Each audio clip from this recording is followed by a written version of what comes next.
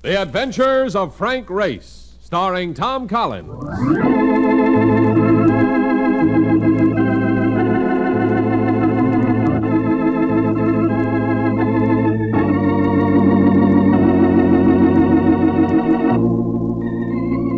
The war changed many things, the face of the earth and the people on it. Before the war, Frank Race worked as an attorney, but he traded his law books for the cloak and dagger of the OSS.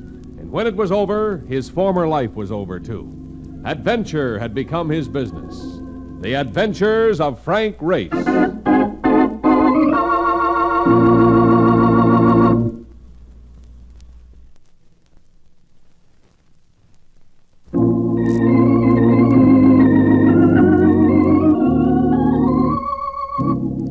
now we join Frank Race for The Adventure of 17 Black.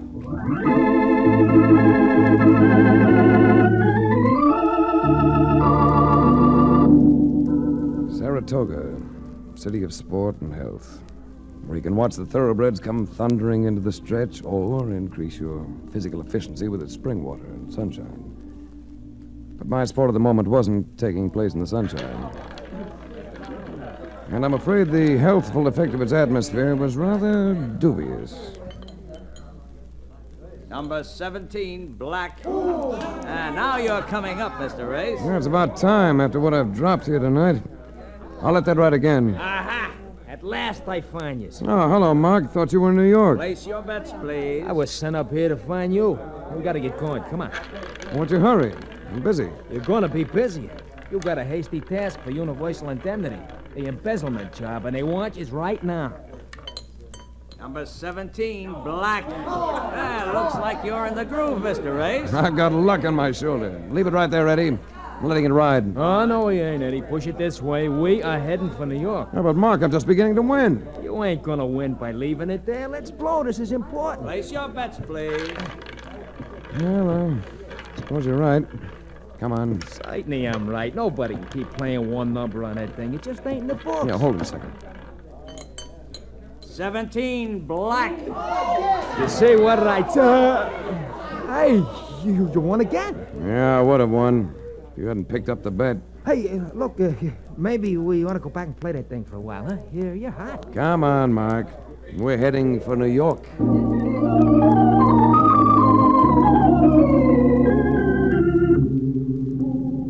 Who talked to you from the insurance company, Reed? Yeah, just A. Reed.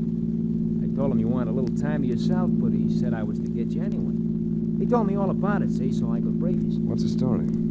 Some guy keeping books for a construction outfit took 70 G's of the company's money. He was bonded with Universal. Reed wants me to go after him, huh? No, not the guy. He's dead. Suicide. Reed wants you should see if you can find the dough.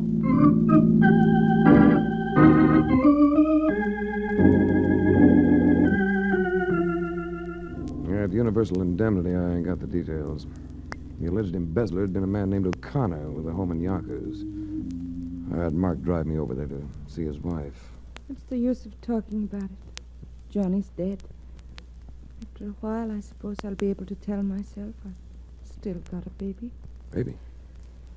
He's a year old. How you fix for money? I've got the rent for another month. Got some ground meat for supper.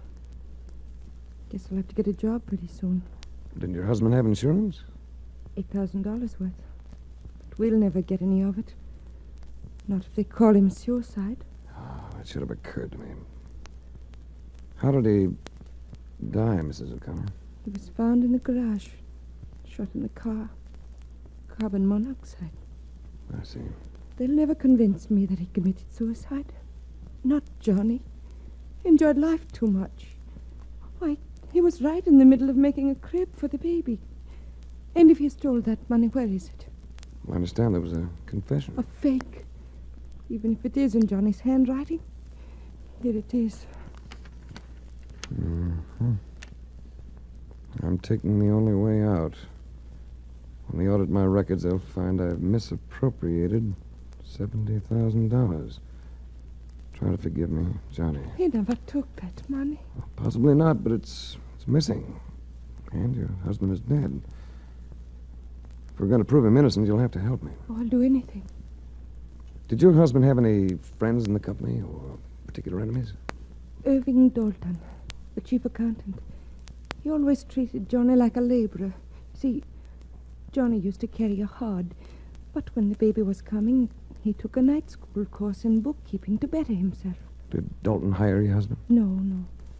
T.J. Thomas does the hiring. He's general manager. Does Thomas have a financial interest in the company? I think he owns a third. The rest of it belongs to Mr. and Mrs. Maynard. Well, possibly Mr. Thomas can help a little. I'll see him tomorrow. In the meantime, take this. Oh, no. I couldn't. We'll call it a loan. You've got that youngster to think about. And for the time being, stay with your baby and forget about getting a job.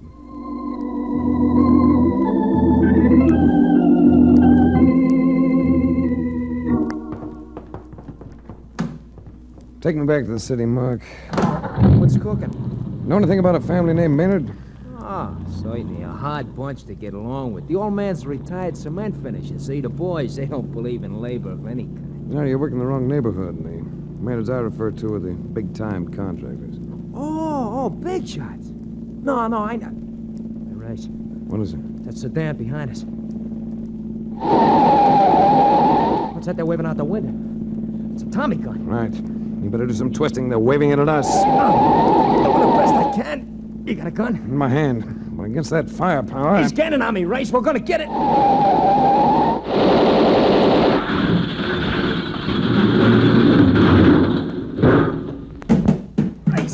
Race, you okay? Let me get my arm free. Let me help. He's coming up with that machine gun. He's lining us up, Race. He's gonna... You got him. The other guy's running. Watch out. I didn't kill that one. Just hit him in the leg. Yeah, but he lost the chatterbox. We're okay. Yeah, let me help you out. Yeah, easy now. Take it easy.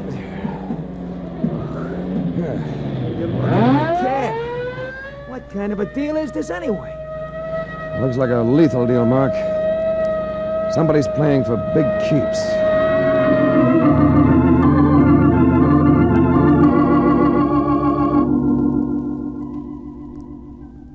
You didn't go to an ordinary lumber yard to find the offices of the Maynard Construction Company.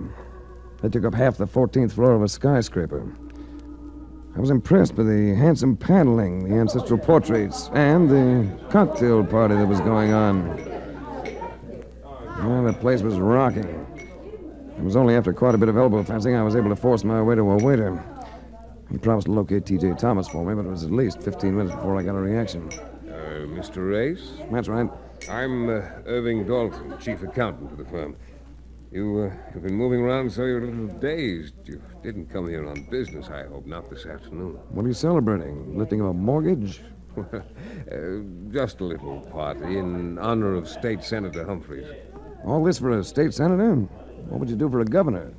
I understand you want to see Mr. Thomas. Yes, T.J. Thomas. General manager, isn't he? That's correct, but you see... And it says general manager on this door. It also says private, Mr. Race, if you don't mind... It's a long elevator ride up here.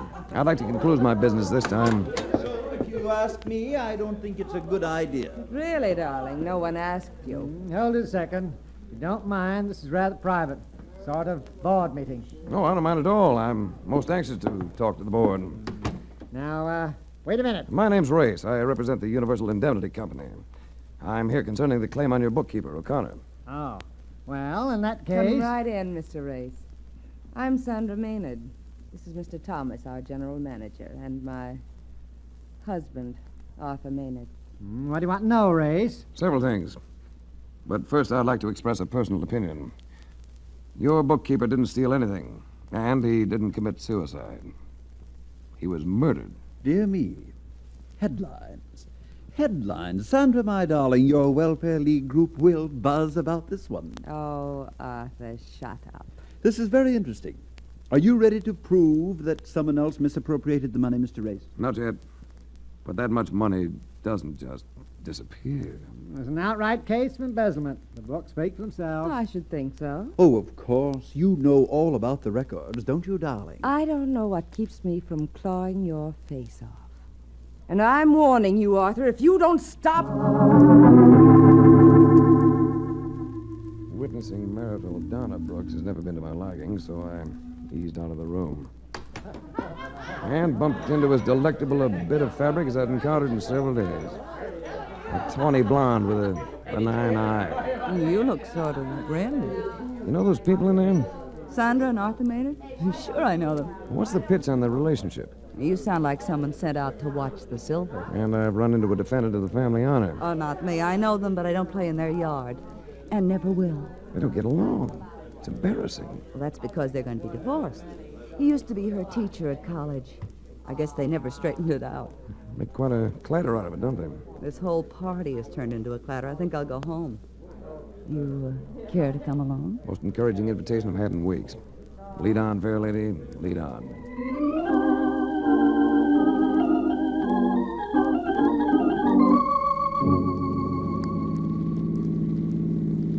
What's the matter with that cab driver back there? Sounded like he was putting up quite a squawk. Mark? No, he's a very unreasonable fellow. Just because he waited half an hour for me, he felt he should drive us to your apartment. When I've got my own car. He must be nuts. Yeah, it's a night to send anybody by me, Doris. Full moon, sky full of stars. Perfect night for romance. Or murder. What makes you say that? Just a thought. Do you, always carry so much luggage in your car? I'm a nightclub singer. I'm going away for an engagement. Oh, too bad. Well, come with me. What'd I do, push your piano around? Race.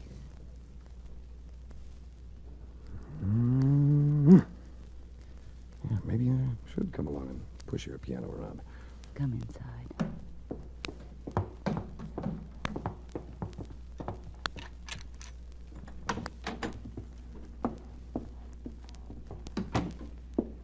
Hold me, Race.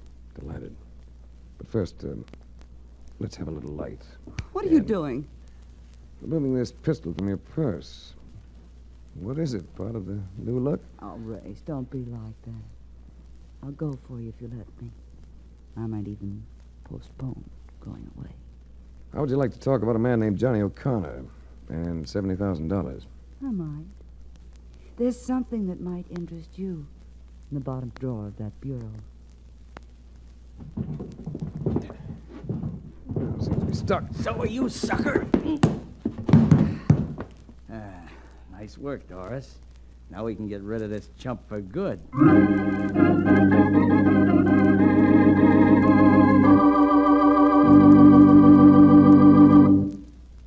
We'll return to the adventures of Frank Race in just about 1 minute.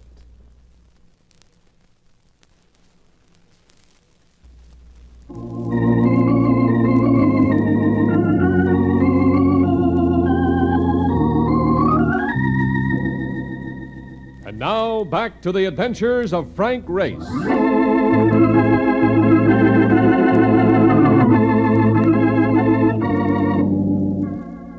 I came alive regretfully.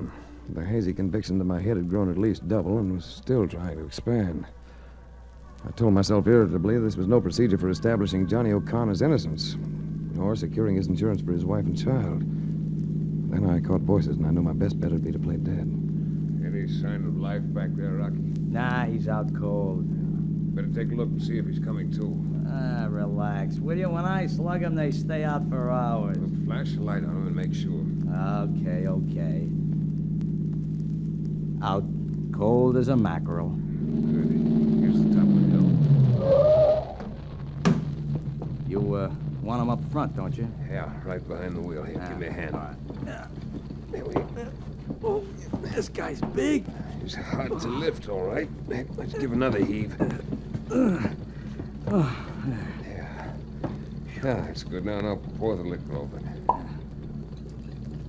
This ain't no new idea, you know. It's got to be done right, or the cops get hep. That's good enough. Now put the car in high. I want to stay. Watch it go through that guardrail on the curb. Nothing doing. We're getting out of here. All set. Okay, then let it go. I said to grab the wheel, but the lurch of the car fooled me, threw me sideways in the seat. I tried getting up, but the reflexes were off. That curve. I had to get control. If I didn't...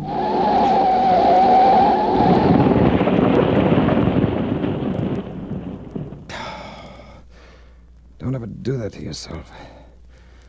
I just sat there for a few seconds. Then I stagger to a phone booth and ask Mark to come out and meet me.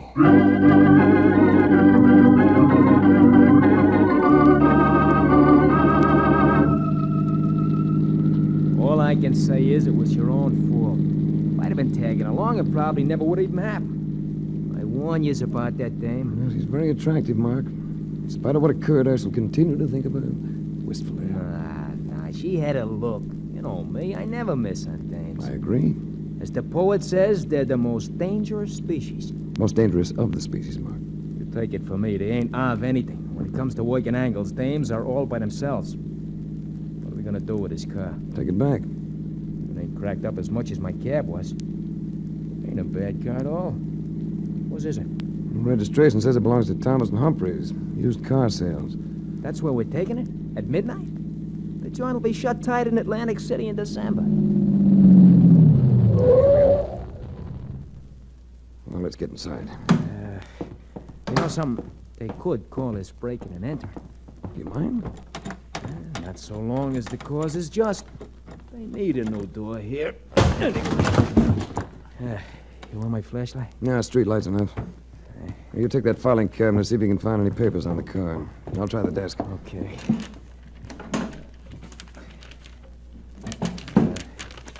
How do they file these things? By license number, make a car, what? I ain't having no lucky. Never mind. Take a look at this. What do you got? Here's a registration application for the car. Made out in my name. According to this, I own it. Then unload it as soon as you can. It needs new rings and a rebore. A tight little arrangement. Look, I don't get it. I do. If I'd been killed tonight, Mark, this slip would have been mailed to the Motor Vehicle Bureau in the morning. It would have covered my accident very nicely. Uh-oh. Looks like you're up against tough pitching, Rice. And there's more to this than just the missing $70,000. I wonder if I could squeeze any information out of Sandra Maynard. Squeeze? Another dame? In this case, chum, that ain't good. Well, you're wrong, Marcus. In this case, it ain't bad.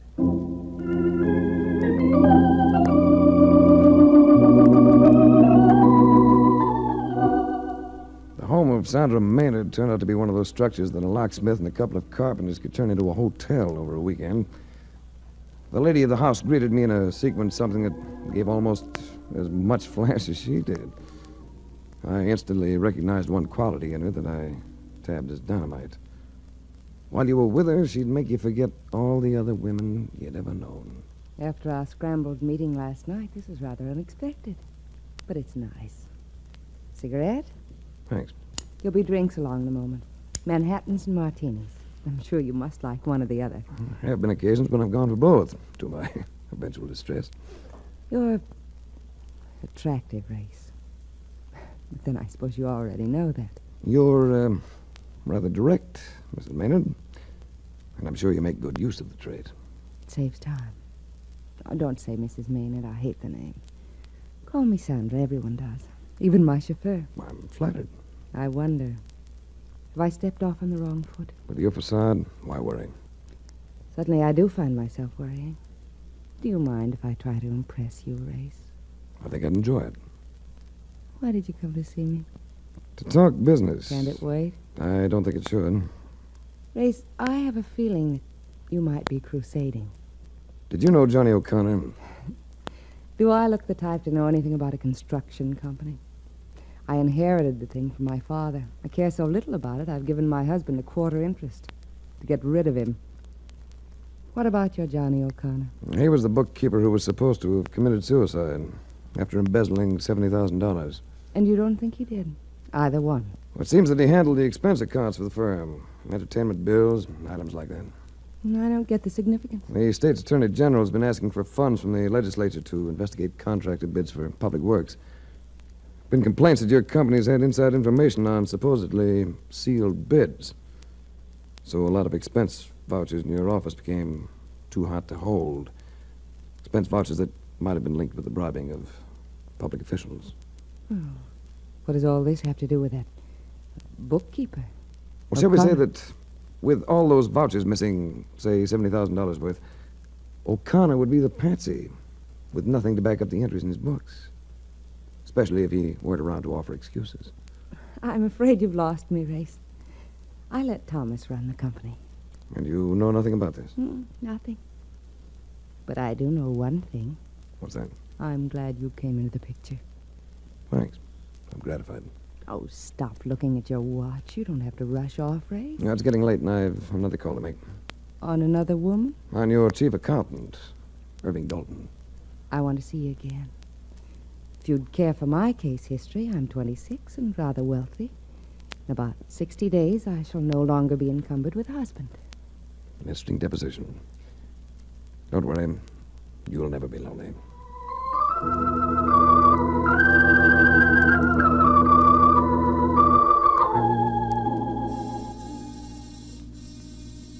There's nobody home, Race.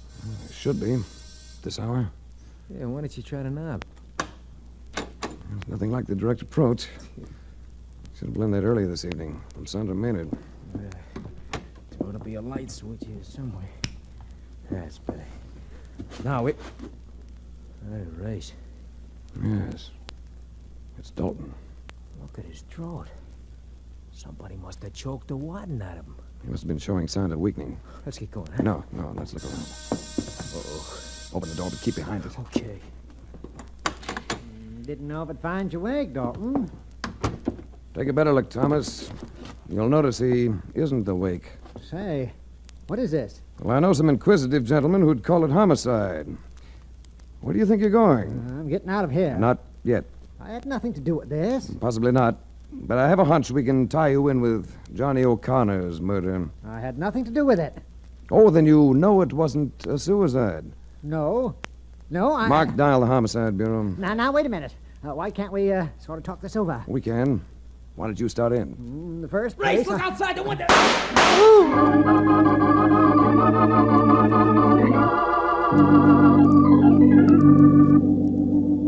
There were lights still on in the home of Sandra Maynard.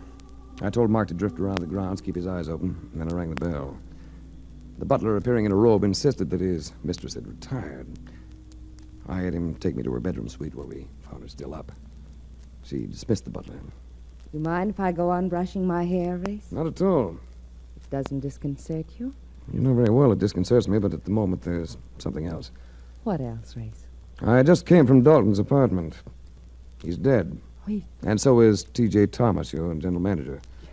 Dalton was strangled. Thomas was shot. Race, you're not serious. Who could have done it? The police might think you did. I? Race, you're kidding. You don't think I did it, do you? The person who killed Dalton had the strength of a man. Do you have a pistol? Pistol? Have you ever had one? Yes. Yes, of course, but my husband's had it for some time. You can prove that? Well, I think so. The butler knows that Arthur has had it. But the permit was issued in your name. Yes, it was, but... There's a bullet in Dalton's apartment. The bullet that killed Thomas. The police are going to find it. When they check it in ballistics, your butler's testimony isn't going to be much good if they find that gun here in your room. But I told you I don't have the gun. I have a feeling that your husband is going to plant it here. Oh, Race, I'm all upset. Why would he do that? First, to cover himself. When you gave him that interest in the firm, he decided to make it pay off in a big way. He got Thomas and Dalton on the hook, and they started the bribery pattern for big profits. But you're the principal owner, so he's going to try to tag you with the guilt. Another thing. If you were to be executed for murder, he'd get another big chunk of your estate, since he's still your husband. Race, what am I going to do? Well, we can wait for him. Then, when he gets here... I'm already here, Mr. Race. What's the matter, my darling? Lost your poise? Emulate Mr. Race. He's quite controlled. That your gun he's holding, Sandra? Yes, that's it. You've caused me a great deal of trouble, Mr. Race. The obvious suicide of O'Connor satisfied the police. Why didn't it satisfy you? Johnny O'Connor didn't have your educational background, Maynard. He'd never have used a word such as misappropriated. Not even in a suicide note. He used the same word when I interrupted that office meeting. Even Thomas was satisfied with embezzled. You smelled murder in one word? 2 words. It was a simpler one. O'Connor would have said books. Thomas called them books. You used records. The note said records. I admire superior intelligence, Mr. Race, but I'm afraid I'm going to have to dispose of you. Be a bit involved, wouldn't it? Not at all. You came here to charge Sandra with crimes. She shoots you with the same gun that killed Thomas. Her gun, as you pointed out. She then commits suicide. Mr. Race, stop looking behind me as though there was someone there. Ah, but there is. I'll take care of Race. Yeah. I tell you, Race, you just can't beat an end wrench in a pinch. All you need is the right guy to flip it. Marcus, never have I been so happy to see your ugly face.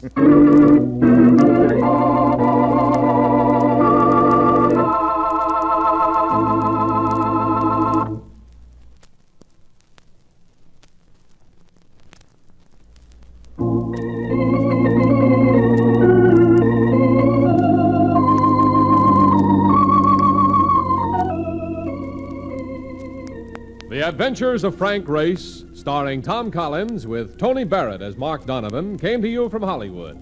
The series is written and directed by Joel Murcott and Buckley Angel. The music is composed and played by Ivan Ditmars.